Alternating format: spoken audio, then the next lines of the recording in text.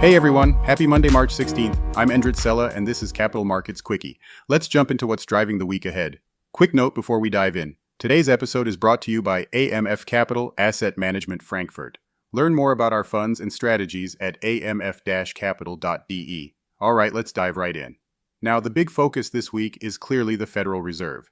The central bank meets this week, and its interest rate decision is scheduled for Wednesday. Markets almost unanimously expect policymakers to leave the federal funds rate unchanged in its current range between 3.5% and 3.75%.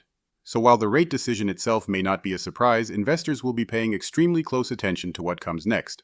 Fed Chair Jerome Powell will hold a press conference after the decision on Wednesday, and that's where markets hope to get more clarity about the future path of monetary policy.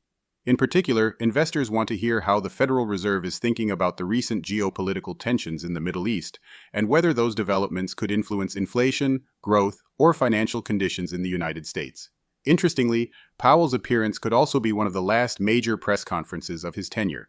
His term as Fed Chair is scheduled to end in May, so markets will be watching closely for any hints about how divided policymakers might be on the next steps for interest rates.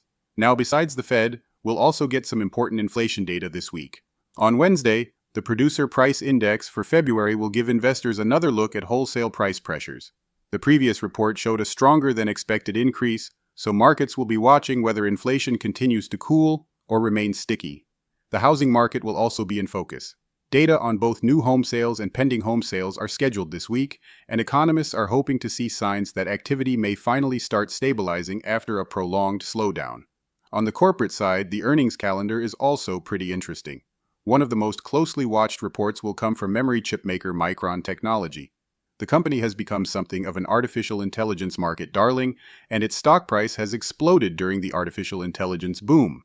In fact, the company's market value has more than quadrupled over the past year, so investors will be listening very carefully to what Micron says about demand for artificial intelligence infrastructure, especially as some technology stocks have recently shown signs of volatility. We'll also hear from global logistics giant FedEx on Thursday. Its stock has already climbed nearly 25% this year, and investors often look at FedEx as a kind of economic barometer because its shipping volumes reflect global trade and consumer demand. Another interesting report will come from discount retailer Dollar Tree. In its last earnings release, the company suggested that many shoppers were financially stretched, so markets will want to see whether the U.S. consumer is holding up or starting to weaken. Several other consumer names are also reporting this week, including Five Below, General Mills, Lululemon, Macy's, and Darden Restaurants. Together, those results could provide a broader snapshot of how spending trends are evolving. And finally, there are a few international and technology stories worth watching. Chinese technology giant Alibaba is expected to report earnings and outline plans to increase its spending on artificial intelligence. Meanwhile, electric vehicle maker XPeng, a growing competitor to Tesla in global markets, is also scheduled to report results. And in the United States, nuclear energy company Oklo will release earnings as well.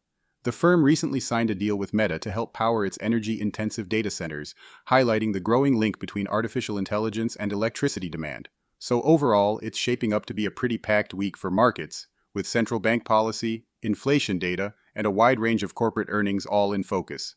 Alright, that wraps up today's Capital Markets Quickie. Join me again tomorrow morning for more market updates. See you then.